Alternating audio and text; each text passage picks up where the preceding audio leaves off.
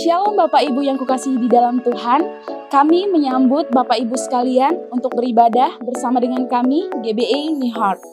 Mari siapkan hati dan pikiranmu untuk menerima lawatan dari Tuhan. Selamat beribadah, Tuhan Yesus memberkati.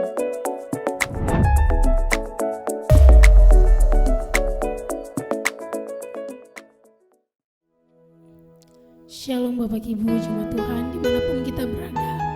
Saya percaya bahwa anugerah Tuhan masih selalu bersama-sama dengan kita. Untuk memulai dengan ibadah kita pada pagi hari ini, mari kita bersatu di dalam doa. Bapa, kami bersyukur Tuhan atas kasih dan penyertaan-Mu dalam setiap kehidupan kami. Kami masih menikmati anugerah-Mu. Itu semua karena Engkau Bapa. Bapa, sekarang kiranya kami mau memuji meninggikan nama-Mu.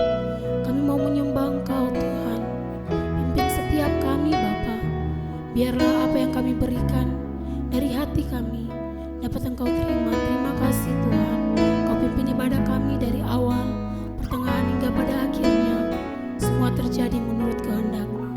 Di dalam nama Tuhan Yesus Kristus kami berdoa mengucap syukur kepada-Mu. Haleluya. Amin.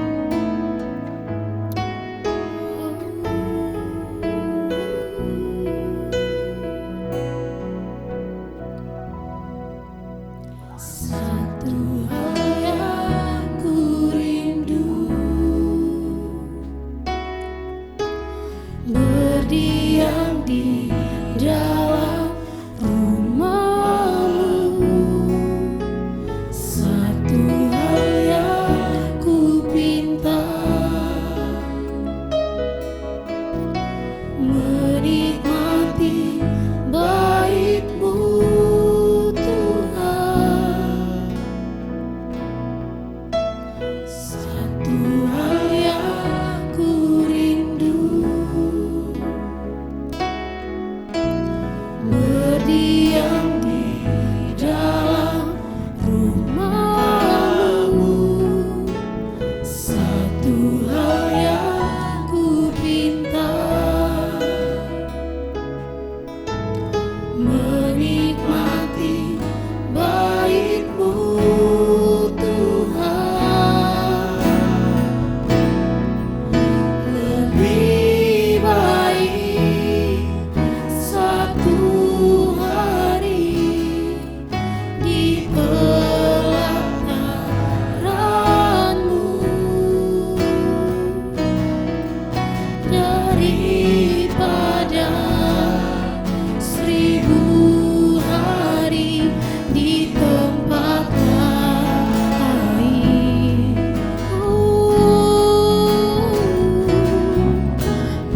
Memuji-Mu, menyembah-Mu, Kau Allah yang hidup, dan menikmati semua kemurahan-Mu.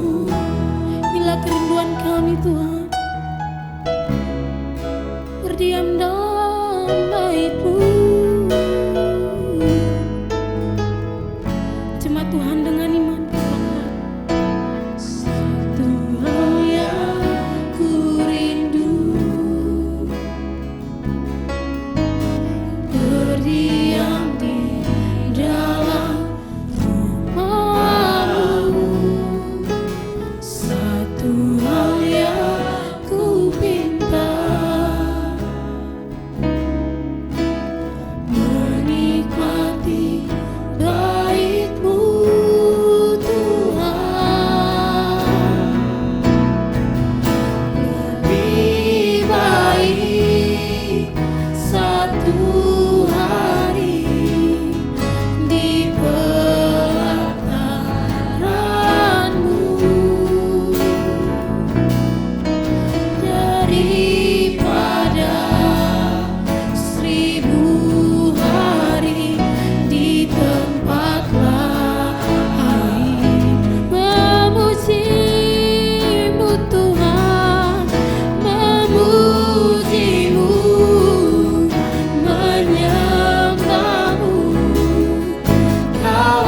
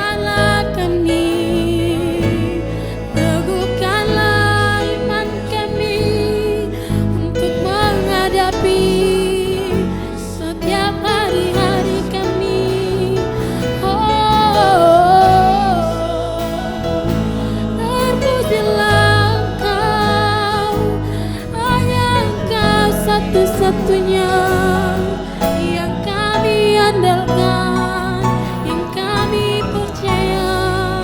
Oh, terima kasih Tuhan, terima kasih Yesus.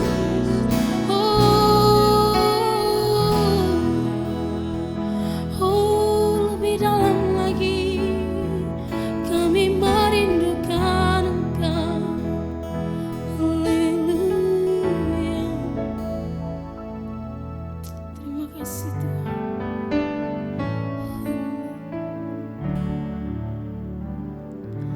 Lebih dalam lagi ku rindu Kau Tuhan, lebih dari segala yang ada. Lebih dalam lagi ku cinta Kau Yesus, ku mengasihimu. Lebih dalam lagi ku rindu Kau Tuhan, lebih dari segala yang ada. Lebih dalam lagi ku cinta Kau Yesus, ku mengasihimu. Lebih sungguh-sungguh, lebih dalam lagi ku rindu Kau Tuhan, lebih dari segala yang ada. Lebih dalam lagi ku cinta Kau Yesus, ku mengasihimu. Lebih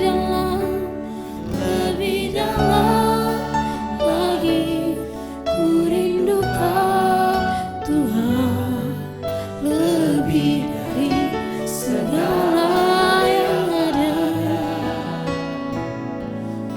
Lebih dalam lagi ku cinta Kau Yesus, ku mengasihimu. Kami mengasihi Engkau, ku mengasihimu. Kami mengasihi Engkau, ku mengasihimu.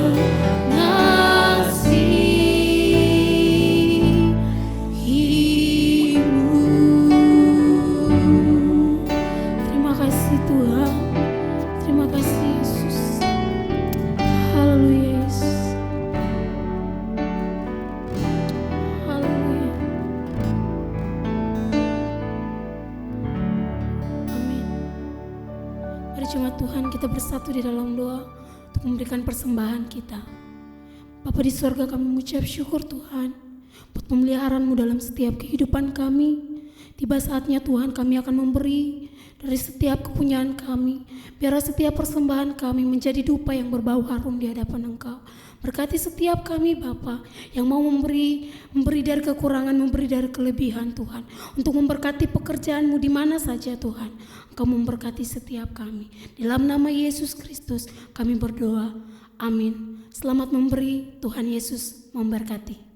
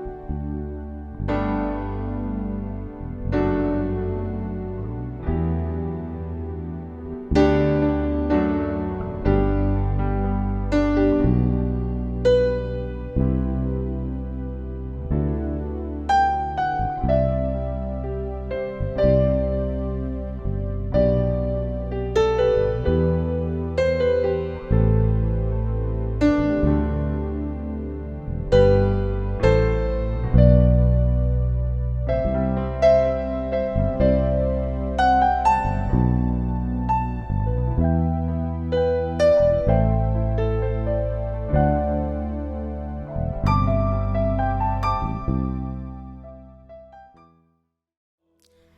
kasih buat persembahan Bapak Ibu yang telah diberikan.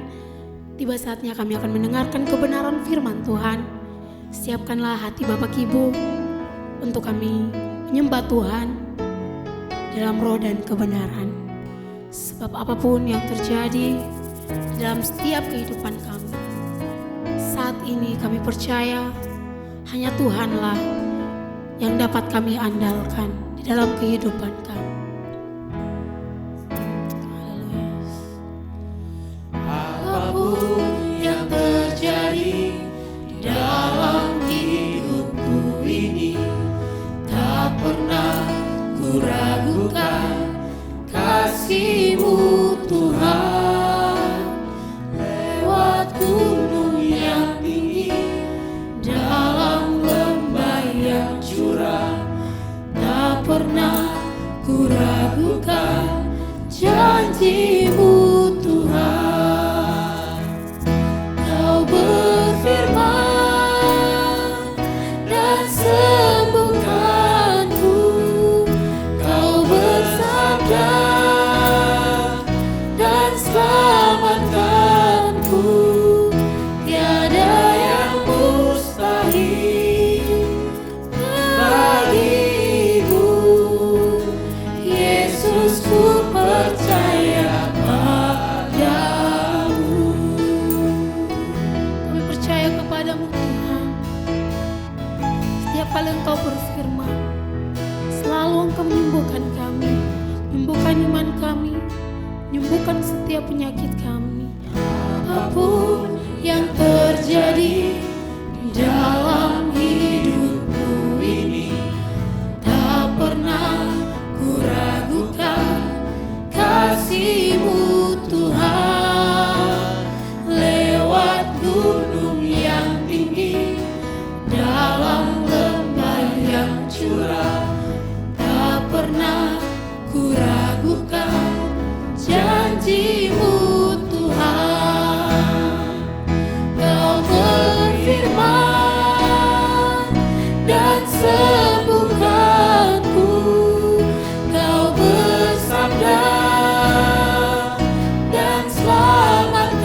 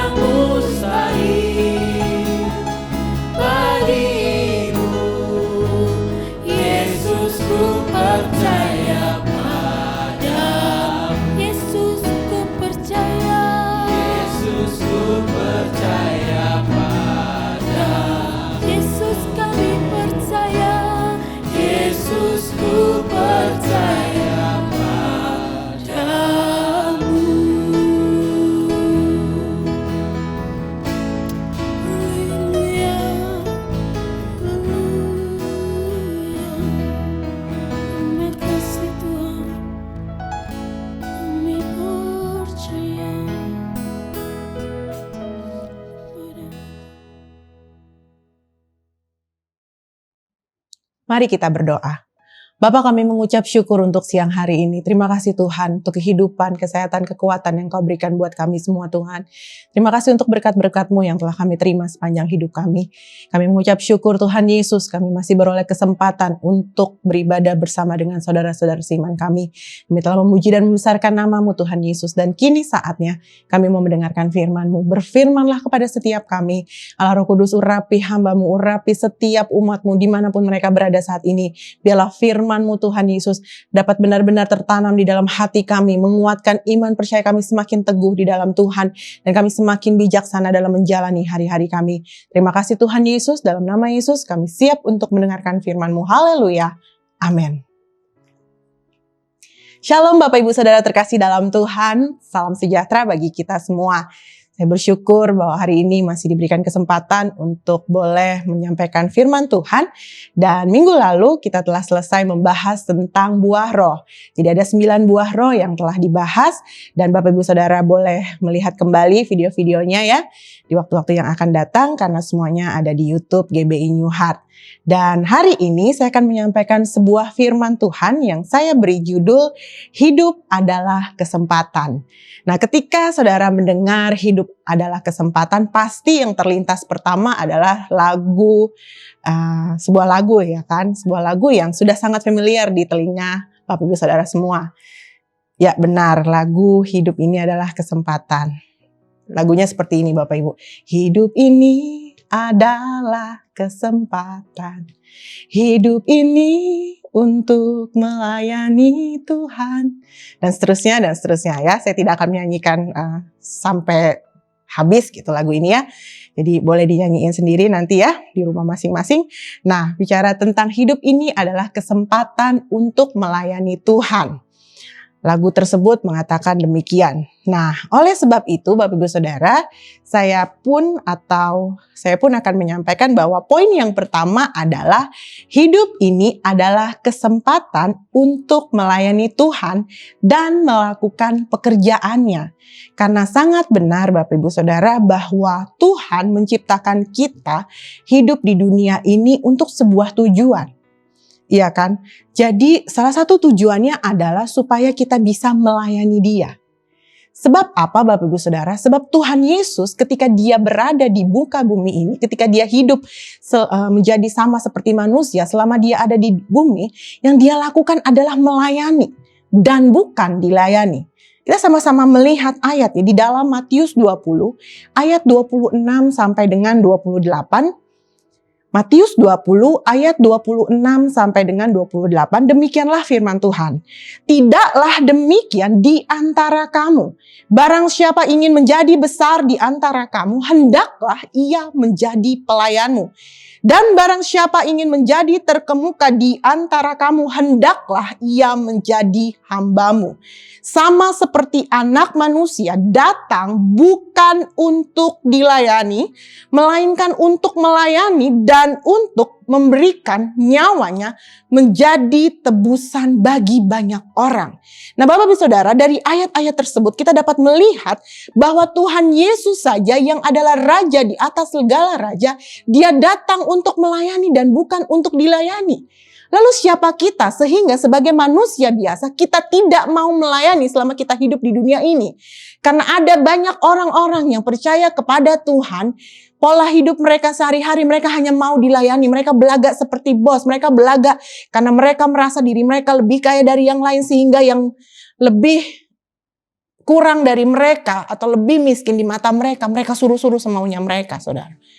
Hal ini tidak boleh terjadi demikian. Sebab Tuhan katakan siapa yang mau jadi besar hendaklah ia yang menjadi pelayan. Jadi jangan pernah merasa diri kita lebih hebat atau lebih besar dari orang lain sehingga kita merasa bahwa kitalah yang harus dilayani. Karena Alkitab atau Tuhan Yesus mengajarkan hal yang sebaliknya. Bahwa seorang yang ingin menjadi besar dia harus menjadi pelayan. Kita harus mengikuti teladan Tuhan Yesus di mana Dia datang untuk melayani bagi banyak orang Bapak Ibu Saudara. Nah bicara tentang melayani, Melayani Tuhan adalah ketika kita dalam kehidupan kita sehari-hari, kita memuji dan menyembah Tuhan. Kita benar-benar berusaha untuk memuliakan nama Tuhan. Kita menyanjungkan namanya, kita besarkan namanya setiap hari. Kita memuji dan menyembah Dia dalam setiap detik kehidupan kita. Tetapi bicara tentang melayani pekerjaan Tuhan, bukan hanya bicara ketika kita berada di dalam gedung sebuah gereja, Bapak Ibu. Kalau saya terpaku atau saat ini saya tidak akan menerangkan tentang melakukan pekerjaan Tuhan hanya di dalam sebuah gereja saja. Karena saya yakin dan percaya semua Bapak Ibu pasti sudah tahu semua. Bahwa bicara tentang pekerjaan Tuhan di gereja adalah ketika seorang pendeta berkhotbah sama seperti saya saat ini. Atau ketika seorang worship leader mengelit sebuah pujian dan penyembahan, singer, pemusik, editor dan sebagainya. Melakukan pekerjaan-pekerjaan pelayan Tuhan di dalam sebuah gereja. Saya tidak akan menerangkan pekerjaan Tuhan yang seperti itu. Karena kalau saya menerangkan seperti itu, pasti Bapak Ibu atau saudara-saudara yang tidak melayani gereja atau yang belum melayani di dalam gereja, pasti akan berkata bahwa, ya ini bukan buat saya. Firman Tuhan ini bukan buat saya, tapi buat orang-orang yang melayani gereja. Dan oleh sebab itu, yang mau saya sampaikan adalah bahwa seorang yang melakukan pekerjaan Tuhan adalah, atau bicara tentang melakukan pekerjaan Tuhan, bukan hanya bicara tentang ketika kita melakukannya di dalam sebuah gereja. Karena bicara tentang pelayanan bukanlah bicara tentang kehidupan seorang pelayan Tuhan yang mungkin hanya 1-2 jam di dalam sebuah gereja setiap hari Minggu. Tapi kehidupan seorang pelayan Tuhan atau seorang yang melakukan pekerjaan Tuhan adalah kehidupannya sehari-hari, Bapak Ibu. Setiap hari. Bukan hanya 2 jam dalam 1 minggu, tapi 7 kali 24 jam dalam 1 minggu, Bapak Ibu. Nah, inilah yang penting, karena pelayanan yang sejati bukanlah ketika engkau berada di dalam sebuah gereja, tetapi pelayanan yang sejati adalah ketika engkau telah menyerahkan seluruh kehidupanmu untuk melakukan segala sesuatu yang sesuai dengan kehendak Tuhan dan semuanya menyenangkan hati Tuhan. Nah, Bapak Ibu Saudaraku, kita kembali kepada ketika Tuhan menciptakan manusia, Bapak Ibu, itu mempunyai sebuah tujuan yang sangat amat mulia. Karena Tuhan tidak akan pernah menciptakan sesuatu tanpa sebuah tujuan. Bahkan semut yang kecil pun Tuhan ciptakan dengan sebuah tujuan, yaitu untuk menjadi contoh bagi manusia, khususnya bagi mereka yang selama ini malas dalam melakukan pekerjaannya. Bukankah kitab Amsal berkata, "Hai pemalas, pergilah kepada semut, belajarlah daripadanya, dan jadilah bijak. Karena semut menyediakan makanannya pada waktu musim panas, dan ketika waktu musim dingin dia berdiam, karena makanan ada padanya." Bapak Ibu Saudara bisa melihat, bahkan semut pun kita harus belajar dari seekor semut, Bapak Ibu. Dan tumbuh-tumbuhan kita tahu semua ada banyak tumbuh-tumbuhan yang bermanfaat dan berguna bagi kesehatan tubuh manusia. Ada banyak obat-obatan herbal yang bisa menyembuhkan berbagai macam penyakit. Tetapi manusia lebih daripada itu. Manusia adalah makhluk mulia yang diciptakan dengan sebuah tujuan yang luar biasa. Lebih daripada ketika Tuhan menciptakan tumbuhan ataupun hewan. Bapak Saudara, saya teringat akan matahari. Kalau kita melihat sebuah matahari, ketika Allah menciptakan matahari sebagai benda penerang yang ditaruh di atas langit, yang ditaruh di langit untuk menerangi seisi bumi. Matahari tidak dapat berkata bahwa, Tuhan saya tidak mau menerangi si A, saya mau menerangi hanya si B. Tuhan saya tidak mau menerangi negara A, saya hanya mau menerangi negara B. Matahari tidak dapat berkata seperti itu.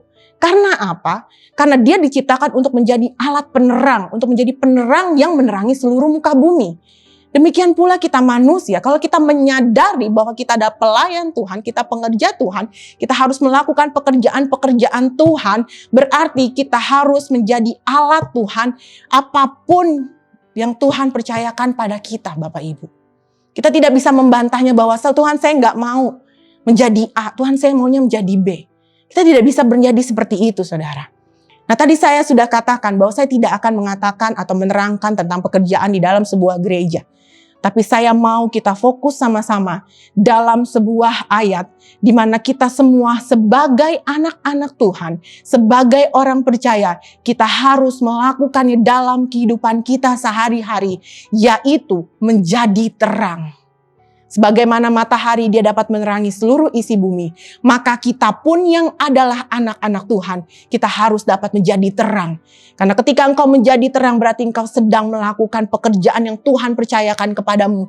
Di mana firman Tuhan mengatakan di dalam Matius 5 ayat 16 dikatakan, demikianlah hendaknya terangmu bercahaya di depan orang, supaya mereka melihat perbuatanmu yang baik dan memuliakan Bapamu yang di sorga. Bapak Ibu Saudara yang terkasih dalam Tuhan, mungkin engkau punya karunia yang luar biasa. Mungkin engkau seorang yang pandai berkhotbah, mungkin engkau seorang yang pandai menjadi seorang worship leader, engkau yang berhikmat dan luar biasa, engkau memiliki seluruh karunia yang ada tertulis dalam Alkitab. Tetapi kalau engkau tidak dapat menjadi terang bagi orang lain, maka sia-sialah seluruh pelayananmu. Karena bagaimana mungkin engkau dapat berkata bahwa saya seorang yang melayani dengan luar biasa. Tetapi apa yang engkau lakukan ketika engkau berada di dalam gereja, engkau tidak dapat menjadi berkat buat orang lain. Bukankah dalam seluruh kehidupan kita Tuhan katakan bahwa kita harus jadi terang. Kita harus jadi berkat bagi banyak orang. Sebagaimana matahari bisa menerangi banyak orang. Demikian pula hidup kita harus menerangi siapapun yang ada di sekitar kita tanpa terkecuali. Kita tidak bisa memilih bahwa saya hanya mau menerangi orang-orang yang seiman dengan saya. Kita tidak bisa memilih hal-hal yang seperti itu Bapak Ibu. Tetapi dimanapun Tuhan tempatkan kita, dimanapun kita berada, kita harus senantiasa menjadi terang yang bercahaya di depan orang. Supaya orang-orang yang melihat setiap perbuatan-perbuatan kita memuliakan Bapa yang di sorga. Saudara bisa bayangkan. Kita yang melakukannya, berarti apapun yang kita lakukan, setiap pekerjaan-pekerjaan yang kita lakukan, bukan hanya ketika kita ada di gereja, apapun itu kita melakukannya supaya nama Tuhan yang ditinggikan dan dimuliakan. Itu yang paling penting Bapak Ibu. Jadi bicara tentang melayani Tuhan, bicara tentang melayani pekerjaan Tuhan, bicara tentang menyenangkan hati Tuhan adalah setiap hari, setiap detik kehidupan kita. Ingatlah Bapak Ibu Saudaraku, ketika Tuhan menciptakan manusia, manusia adalah makhluk yang mulia. Di dalam Mazmur 8, kalau saya tidak salah, itu bicara tentang manusia adalah makhluk yang mulia. Dan kalau kita kembali kepada penciptaan awal manusia, di dalam Kejadian 1 ayat 26 bagian A dikatakan, berfirmanlah Allah, baiklah kita menjadikan manusia menurut gambar dan rupa kita. Supaya, saya tidak akan bacakan selanjutnya. Saya hanya fokus pada baiklah kita menjadikan manusia menurut gambar dan rupa kita. Dan kalau kembali kepada teks aslinya, dikatakan bahwa serupa gambar Allah. Bapak Ibu Saudara, kalau bicara tentang serupa gambar Allah, berarti serupa artinya sama. Jadi ketika Allah menciptakan kita, dia menciptakan kita sama. Tetapi apa yang akhirnya membuat manusia menjadi berbeda? Apa yang membuat akhirnya manusia tidak bisa melakukan apa sama seperti apa yang Tuhan perintahkan? Dosa. Dosa yang membuat manusia tidak mampu untuk melakukan apa yang Tuhan perintahkan. Dosa yang membuat manusia kehilangan kemuliaan Allah. Karena Paulus katakan di dalam Roma 3 ayat 23. Bahwa karena semua orang telah berbuat dosa dan telah kehilangan kemuliaan Allah. Tetapi sayangnya Bapak Ibu Saudara, banyak orang yang terpaku pada kehidupan dosanya. Mereka terpaku bahwa firman juga udah katakan kok bahwa semua udah berbuat dosa. Kita semua tuh udah kehilangan kemuliaan Allah. Jadi ya udah gitu. Halo. Bukankah Tuhan Yesus telah datang dan dia rela berikan nyawanya, mati di atas kayu salib untuk menebus hidup saudara dan saya? Bukankah dia telah mati di atas kayu salib dan mengorbankan nyawanya supaya kita yang tadinya hamba dosa menjadi hamba kebenaran? Bukankah apa yang Kristus telah lakukan bukanlah sebuah perbuatan yang main-main, tapi sebuah perbuatan yang luar biasa yang menunjukkan kasih-Nya kepada saudara dan saya? Kalau engkau menyadari hal yang demikian, maka engkau harus kembali kepada Allah, kepada tujuannya yang semula, yaitu keselamatan. Karena keselamatan berarti Tuhan ingin mengembalikan kita kepada rancangannya yang semula, yaitu serupa dan segambar Dia. Ini yang paling penting yang harus kita sadari. Supaya apa? Setiap kita saat ini yang sedang berada di dalam kubangan dosa, kita boleh keluar dari situ. Jangan stuck dalam kehidupan dosamu, tetapi keluar dari kubangan itu dan mau benar-benar bertobat dan berubah sehingga engkau dapat menjadi terang dimanapun Tuhan percayakan. Karena selama Tuhan masih kasih kita nafas kehidupan, berarti Tuhan masih memberikan saudara dan saya kesempatan untuk benar-benar dapat menyenangkan hati Tuhan.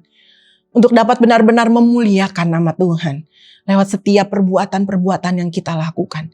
Kita dapat menjadi terang dimanapun kita berada. Sebab Dia adalah terang yang ajaib. Serupa gambar Allah bicara bahwa kalau Dia terang yang ajaib, berarti kita pun harus menjadi terang dimanapun kita berada. Serupa gambar Allah bicara bahwa jika Allah adalah Allah yang suci, maka kita pun harus hidup di dalam kesucian. Serupa gambar Allah bicara kalau Allah adalah penuh kasih, berarti kita pun harus hidup saling mengasihi satu sama lain, bukan?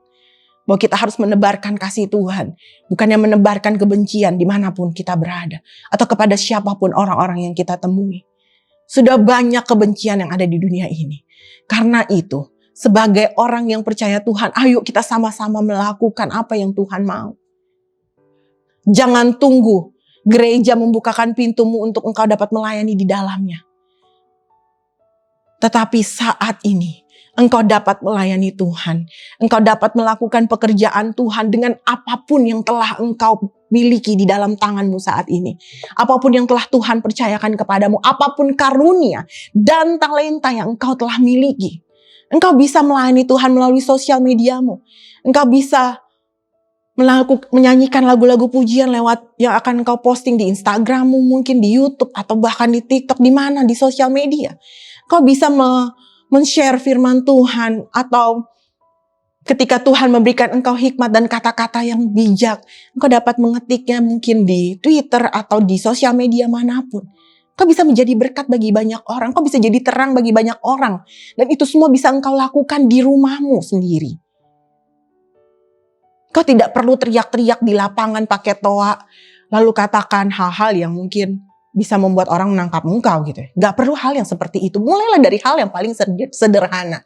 Daripada tanganmu engkau gunakan untuk mengetik kata-kata maaf ya, cacian makian, atau unsur-unsur kebencian di dalamnya, lebih baik engkau sharing tentang sesuatu yang baik. Saya mendorong para anak muda saat ini. Jika engkau menonton YouTube ini saat ini, mulailah jadi remaja-remaja Tuhan yang luar biasa.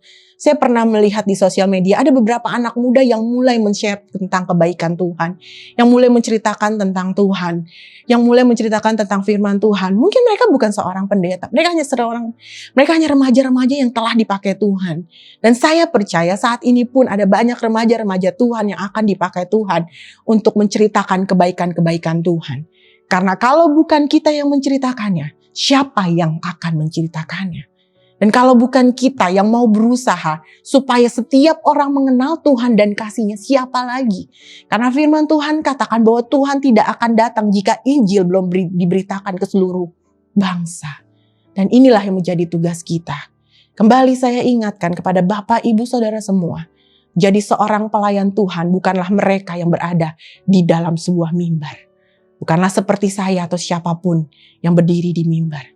Tetapi menjadi seorang pelayan Tuhan adalah mereka yang rela memberikan nyawanya, memberikan hidupnya sepenuhnya untuk Tuhan dan untuk kemuliaan nama Tuhan. Itu adalah poin yang pertama, Bapak Ibu Saudara. Dan berikutnya, poin yang kedua. Bicara tentang hidup ini adalah kesempatan. Bukan hanya bicara tentang hidup untuk melayani Tuhan, melakukan pekerjaan Tuhan dan melayani sesama. Tapi bicara tentang hidup ini adalah kesempatan, ada bicara tentang bahwa selama kita hidup ada yang namanya bertanding dalam pertandingan iman. Jadi ketika saudara hidup berarti adalah bertanding dalam pertandingan iman. Apa maksudnya Bapak Ibu? Saya akan bacakan 2 ayat. Di dalam 1 Timotius 6 ayat yang ke-12. Dikatakan, bertandinglah dalam pertandingan iman yang benar dan rebutlah hidup yang kekal Untuk itulah engkau telah dipanggil dan telah engkau ikrarkan ikrar yang benar di depan banyak saksi. Dan di dalam 2 Timotius 4 ayat yang ke-7 firman Tuhan katakan, aku telah mengakhiri pertandingan yang baik, aku telah mencapai garis akhir dan aku telah memelihara iman. Nah Bapak Ibu Saudara, Paulus menulis kedua ayat tersebut bahwa ada sebuah pertandingan iman yang harus kita jalani selama kita hidup di dunia. Dan pertandingan iman ini adalah untuk merebut hidup yang kekal. Artinya Bapak Ibu, hidup di dunia ini ada akhirnya. Ya, karena hidup di dunia ini adalah hidup yang tidak abadi. Akan ada sebuah kehidupan kekal yang akan Bapak Ibu Saudara terima ketika kita kelak meninggalkan surga ini. Nah Bapak Ibu Saudara, berarti Bapak Ibu kita akan sampai di akhir kehidupan kita. Tua, muda, miskin, kaya, pintar, bodoh, cantik, jelek. Semua orang pada akhirnya akan mengakhiri hidupnya. Ya, kalau kita melihat saat-saat ini, beberapa bulan belakangan ini, ada banyak berita duka cita yang beredar di status WhatsApp kita, di sosial media kita, Facebook, Instagram, atau apapun, yang menaruh foto-foto di mana telah kehilangan orang-orang atau teman-teman yang mereka kasihi. Ini semua menyadarkan kepada kita bahwa hidup ini bukan tentang kita akan hidup selama-lamanya di muka bumi. Bahwa hidup ini berarti ada akhirnya juga. Kita tidak pernah bisa memilih Bapak Ibu awal kehidupan kita akan seperti apa. Kita tidak pernah bisa meminta atau memilih dari keluarga seperti apa kita dilahirkan. Kita tidak pernah bisa memilih dari rahim ibu yang seperti apa kita dilahirkan. Tetapi yang paling penting adalah kita harus bersyukur. Siapapun yang menjadi papa dan mama kita. Siapapun keluarga, seperti apapun keluarga di mana kita berada saat ini. Saya percaya Tuhan punya maksud dan rencana di balik itu semua. Mengapa kita harus lahir di keluarga yang seperti A, keluarga yang seperti B dan sebagainya. Di mana pengalaman hidup itu kita bisa menjadi berkat buat banyak orang. Kita bisa menceritakan pengalaman kita lahir di sebuah keluarga mungkin, maaf ya, dari sebuah keluarga yang kurang harmonis. Maka kita bisa menguatkan teman-teman saudara kita juga yang lain yang mungkin lahir dari tipe keluarga yang sama. Atau ketika kita hidup dalam keluarga yang harmonis, kita bisa membagikan kasih Tuhan buat orang-orang yang mungkin keluarganya tidak harmonis. Ada banyak tujuan mengapa Tuhan menciptakan kita dan kita hanya bisa bersyukur di awal kehidupan kita. Nah yang paling penting adalah ketika kita mencapai garis akhir, Bapak Ibu, bicara tentang pertandingan iman, itu bukan hanya bicara tentang kita hidup asal-asalan gitu. Iya kan? Hidup ini bukan bicara tentang kita hidup suka-suka hati. Kayak orang yang berada di sebuah trek gitu ya. Dia akan ada motor ugal-ugalan gitu ya. Trek-trekan itu saya nggak tahu ya namanya apa. Pokoknya kalau nggak salah trek-trekan. Dimana orang-orang di situ naik motor ugal-ugalan, gimana caranya mereka bisa sampai di garis akhir tuh suka-suka hati mereka gitu. Mereka nggak peduli mau tabrak orang, mau akhirnya mati di jalan atau gimana. Mereka suka-suka hati mereka gitu. Dan jangan menjalani hidup yang seperti itu Bapak Ibu. Karena pertandingan iman yang Paulus ajarkan adalah berarti bahwa kita semua hidup di dalam sebuah pertandingan. Di mana di dalam sebuah pertandingan itu ada aturan-aturan mainnya. Di mana dalam sebuah pertandingan itu pasti kita harus melakukan sebaik-baiknya. Nah ini yang mau saya jabarkan Bapak Ibu. Ada 3 hal bicara tentang pertandingan iman ini. Nah yang pertama Bapak Ibu, kita harus memahami bahwa kita harus semakin bijaksana dalam menjalani hari-hari kita. Karena bicara tentang iman berarti tadi saya sudah katakan bukan bicara tentang siapa yang duluan sampai ke garis akhir atau siapa yang lebih dulu dipanggil Tuhan. Tapi bicara tentang pertandingan iman adalah bicara tentang bagaimana seseorang memiliki iman yang semakin hari semakin bertumbuh. Itu yang paling penting. Ya, jangan pernah berpikir bahwa sudahlah iman, yang penting saya punya iman ya udah selesai gitu. Tapi kita harus benar-benar mengerjakan iman kita harus benar-benar memiliki iman yang semakin hari semakin teguh di dalam Tuhan. Nah, ini yang paling penting. Jadi yang pertama kita harus bijaksana dalam menjalani hari-hari kita. Di dalam Efesus 5 ayat 15 sampai 16 dikatakan, karena itu perhatikanlah dengan seksama bagaimana kamu hidup. Janganlah seperti orang bebal, Tetapi seperti orang arif, dan pergunakanlah waktu yang ada karena hari-hari ini adalah jahat. Bapak Ibu Saudara, firman Tuhan ingatkan kepada kita jangan seperti orang bebal.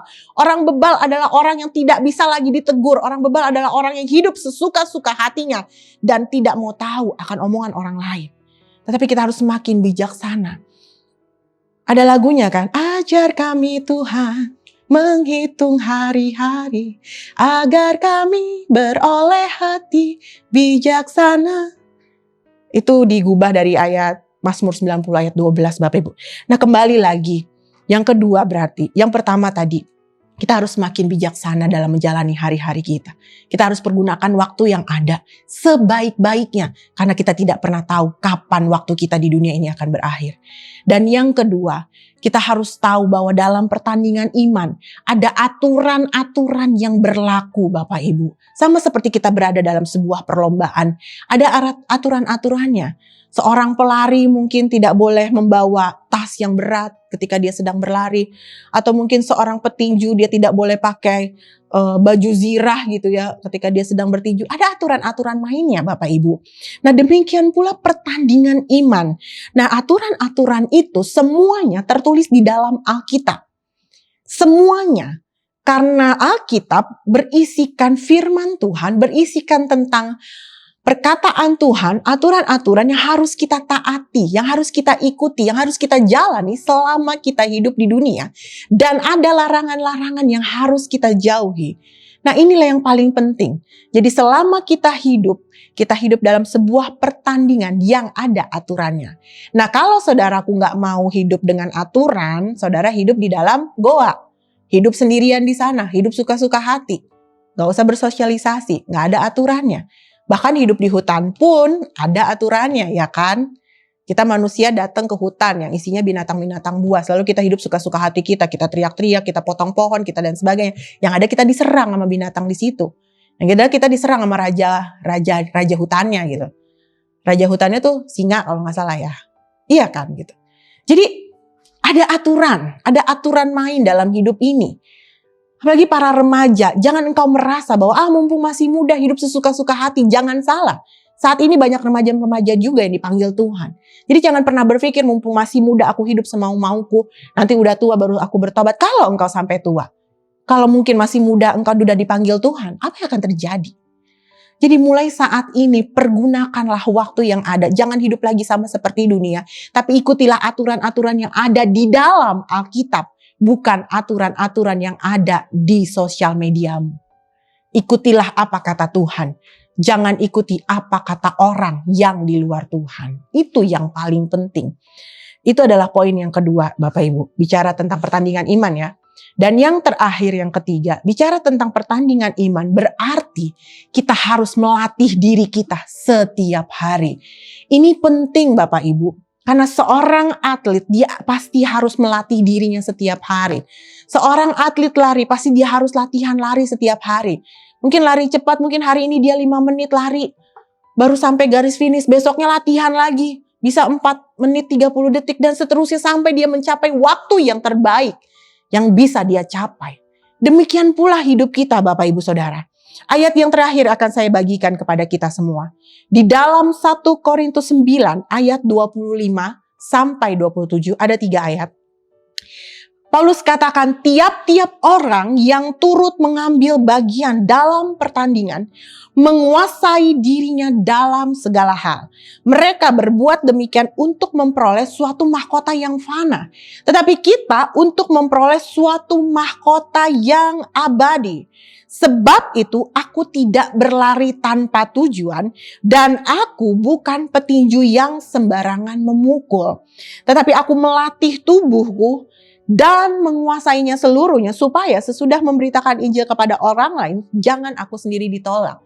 Paulus sadar betul bahwa ada yang namanya melatih diri, menguasai diri sepenuhnya. Dan itu tidak dilakukan 1-2 hari, tapi setiap hari ada konsistensi di dalamnya. Setiap hari dilakukan secara terus-menerus. Dan itu yang perlu kita lakukan agar kita benar-benar dapat tetap di dalam pertandingan iman yang benar Bapak Ibu. Nah, orang-orang yang sudah melatih dirinya dengan baik, maka mereka akan siap dalam setiap pertandingan iman mereka. Mereka tidak akan pernah goyah, mereka tidak akan pernah mundur dalam pertandingan iman mereka. Mereka tidak pernah keluar dari jalur pertandingan yang sudah Tuhan siapkan buat mereka. Mereka bukan orang-orang pecundang yang menyerah dalam keadaan mereka, tapi mereka adalah orang-orang yang luar biasa, yang semakin hari tetap kuat karena mereka telah melatih diri mereka. Mereka benar-benar berusaha, mereka benar-benar mengalami kekuatan yang dari Tuhan. Mereka akan melihat bahwa mereka akan mengakhiri pertandingan iman mereka dengan luar biasa bersama dengan Tuhan. Dan orang-orang yang seperti inilah orang-orang yang akan menerima mahkota kehidupan dari Tuhan. Bukan mahkota yang fana, tapi mahkota yang abadi, dan akan menjalani kehidupan yang luar biasa, kehidupan kekal di sorga bersama dengan Bapa selama-lamanya. Amin. Mari kita berdoa. Bapak, kami mengucap syukur untuk hari ini Tuhan. Terima kasih untuk firman yang telah kami dengar Bapak. Biar setiap kami Tuhan Yesus dapat menggunakan hidup kami sebagai kesempatan untuk melayani Tuhan. Dan kesempatan untuk melakukan pekerjaan Tuhan yang Tuhan percayakan buat kami. Sehingga hidup kami senantiasa menyenangkan hati Tuhan. Dan biarlah Tuhan Yesus di dalam hidup ini kami dapat mengakhiri pertandingan iman kami dengan baik Tuhan. Dan benar-benar Tuhan Yesus dapat melakukan seturut dengan apa yang menjadi kehendak Tuhan. Dan aku berdoa setiap anak-anak-Mu Bapa yang sedang berada di rumah mereka masing-masing. Tuhan Yesus memberkati, pulihkan dalam setiap aspek kehidupan mereka. Aku percaya Tuhan Yesus bahwa anak-anak-Mu akan semakin kuat di dalam Tuhan. Imannya mereka semakin teguh Tuhan Yesus. Dan semakin mengandalkan Tuhan dan berharap sepenuhnya kepada Tuhan. Aku berdoa untuk setiap keluarga-keluarga Kristen Tuhan. Berikan roh takut akan Tuhan bagi suami, istri, dan anak-anak. Kami percaya Tuhan Yesus bahwa setiap keluarga Tuhan dapat saling mengasihi, saling mengampuni satu sama lain. Kadang Engkau berkati juga Tuhan setiap orang tua kami Bapa. Berikan panjang umur, kesehatan, kekuatan, dan kebahagiaan dalam hari-hari mereka. Dan aku berdoa juga Tuhan Yesus untuk para saudara-saudaraku yang sedang sakit Tuhan Yesus, sedang terbaring lemah Tuhan karena sakit COVID ataupun sakit yang lain. Tuhan Yesus sembuhkan mereka di pembaringan mereka. Tuhan kuatkan iman percaya mereka. Tuhan akan menyembuhkan dan memulihkannya seperti sedia kala. Dan aku berdoa juga Tuhan Yesus bagi bangsa dan negara kami Bapa. Engkau berkati bangsa dan negara kami. Berkati Bapak Jokowi Tuhan sebagai seorang presiden dan para menteri dan seluruh stafnya Tuhan Yesus. Engkau memberkati. Berikan hikmat bagi mereka Tuhan untuk menjalani pemerintahan Indonesia ini agar dapat mensejahterakan masyarakat Indonesia dan khususnya memberikan peraturan-peraturan yang dapat berguna Tuhan Yesus untuk mengatasi pandemi COVID-19 di Indonesia ini Tuhan, dan mengurangi angka orang-orang yang positif Tuhan, dan vaksin juga dapat diberikan pada setiap masyarakat Indonesia. Terima kasih Tuhan. Dan aku berdoa juga untuk setiap masyarakat, setiap kami Tuhan Yesus yang berada dalam GBI New Heart ini Tuhan, pelayan-pelayan-Mu, baik hamba-Mu sebagai seorang gembala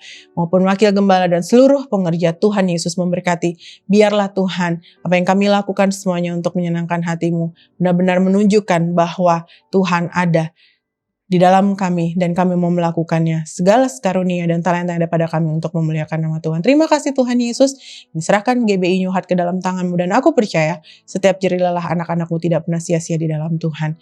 Dan akhirnya Bapa, aku berdoa untuk setiap umat-Mu, untuk setiap anak-anak-Mu yang saat ini menonton YouTube ini. Berkati kehidupan mereka. Hamba-Mu tidak dapat menyebutkan satu persatu permasalahan pergumulan hidup mereka. Tapi satu hal yang aku percaya, bahwa Tuhan Yesus Engkau tidak akan pernah meninggalkan anak-anak-Mu. Engkau Tuhan Yesus yang akan senantiasa menguatkan anak-anak-Mu Tuhan. Tuhan percaya mereka Tuhan Yesus terutama. Tidak ada satupun yang lari daripada-Mu. Tapi tetap kuat dalam pertandingan iman yang Tuhan percayakan dalam kehidupan mereka semua Tuhan Yesus. Terima kasih Tuhan Yesus. Terima kasih yang hidup. Pertemukan kami kembali minggu depan Tuhan. Dan kasih Tuhan yang sama. Dan Tuhan Yesus memberkati kami semua. Di dalam nama Tuhan Yesus Kristus, aku minta tangan Tuhan sendiri memberkati kami. Kiranya berkat dan anugerah dari Allah Bapa di surga, kasih dan damai sejahtera dari Tuhan Yesus Kristus, serta persekutuan dan penghiburan dari Allah Roh Kudus, menyertai saudara dan saya, mulai saat ini dan sampai Maranatha, Tuhan Yesus menjemput kita di awan kemuliaannya. Amin. Bagi Dia segala pujian, hormat serta syukur, kekal selamanya. Bagi Dia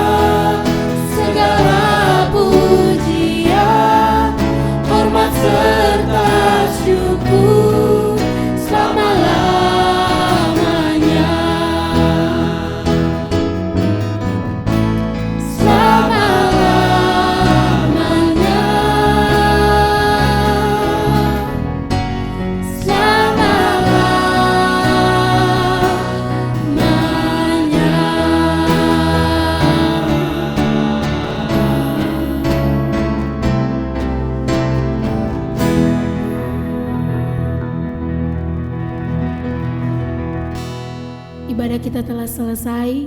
Tuhan Yesus memberkati. Kami mengucapkan terima kasih kepada Bapak Ibu yang telah mengikuti ibadah online siang hari ini. Sampai jumpa minggu depan, Tuhan Yesus memberkati.